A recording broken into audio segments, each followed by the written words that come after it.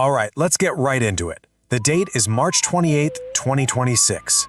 What follows is an intelligence brief on a situation that is spiraling out of control: the multi-front war between Iran, the United States, and Israel. And to put it bluntly, the world is on the brink. This isn't just a regional conflict anymore. It's escalating, and it's doing so faster than any diplomatic effort can possibly hope to contain it. And we can't forget the very real human cost in all of this. We're looking at over 1,900 people confirmed killed in Iran, and that's just in Iran. What's truly heartbreaking is that more than 200 of them were children. At the exact same time, the economic shockwaves are hitting hard and fast. Just look at this. Brent crude oil has shot past $112 a barrel. We haven't seen prices that high in almost 3 years. And it's not just oil. Global financial markets are, frankly, in a free fall. The Nasdaq, it's now officially in what's called a correction. That means it's plummeted more than 10% from its record high, a really, really bad sign. Okay, so let's zoom in and analyze the situation on the ground. We're approaching 5 weeks into this, and what started out as a targeted conflict, well, it's metastasized. It's like a cancer spreading across the region. This is now a full-blown multi-theater war, with active fronts in both Iran and Israel. And honestly, the risk of this spilling over into Lebanon and the wider Gulf, it's growing by the hour. So what's at the absolute core of this crisis? It's this incredibly dangerous tit-for-tat cycle of escalation. To really get a handle on just how precarious this all is, we need to break down the military exchanges from just the last 24 to 48 hours.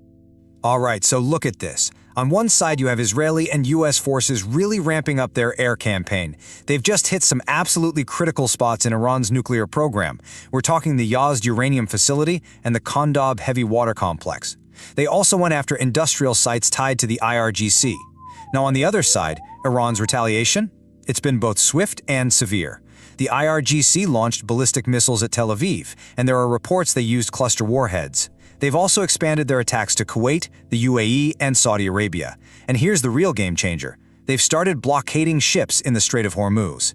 That is a huge deal. You know, if you look at this timeline, a very clear pattern emerges.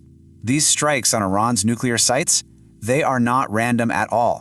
This has been a systematic campaign from the very beginning of the war. You see Natanz hit back on March 3rd, then Fordo on the 21st, and now Yazd and Khandab. It shows a clear strategic goal.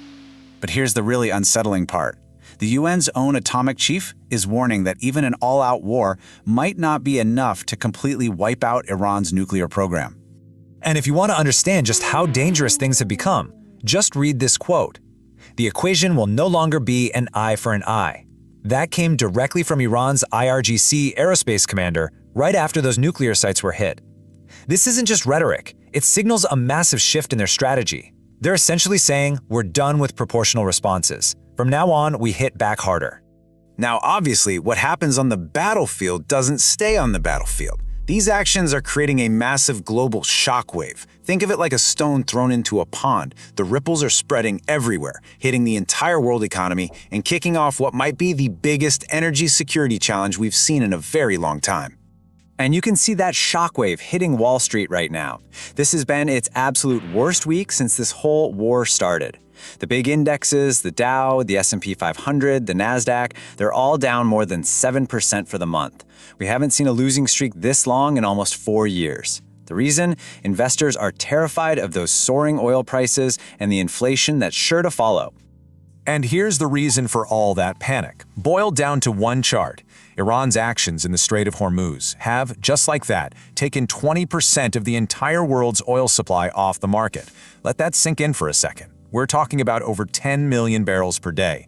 This is, without any exaggeration, the largest single oil supply disruption in history. And this isn't some abstract problem for Wall Street. This affects everyone directly at the pump. In the United States, average gas prices have already blown past $4 a gallon, the highest they've been since late 2023. And it's not just the US. Countries like the Philippines have already had to declare a state of emergency over this energy crisis. So you'd think with stakes this high, militarily and economically, that finding a diplomatic off-ramp would be the #1 priority, right? Well, that's just not what's happening. Right now, we are looking at a complete and total deadlock. Both sides are digging in their heels with positions that seem almost impossible to reconcile. So here's the breakdown. The U.S. has sent a 15-point peace plan through Pakistan. The core demands are what you'd expect. Completely dismantle 3 nuclear sites, end all uranium enrichment, and stop the ballistic missile program.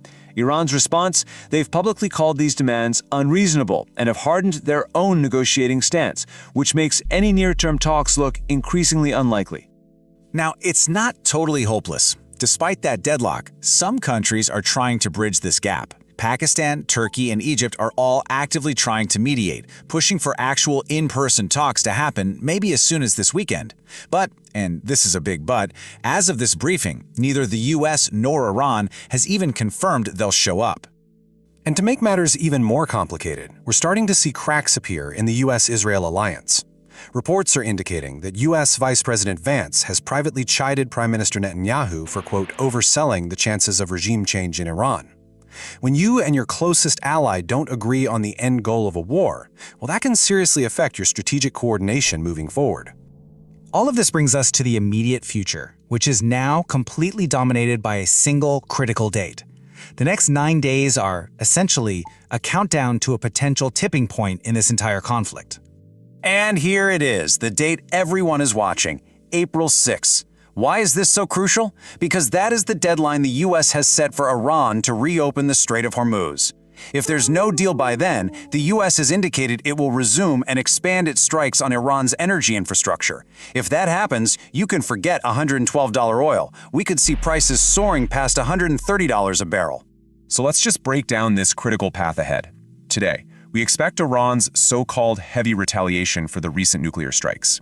In the next 48 hours, the IDF is reportedly accelerating its targeting of Iranian arms factories, maybe signaling a final push before potential ceasefire. This weekend, the fate of those peace talks hangs in the balance, and it all culminates on April 6th, when that US ultimatum on the Strait of Hormuz finally expires. Each of these steps is a decision point, a fork in the road that could lead toward de-escalation or toward a much, much wider conflict. The stakes could not be higher.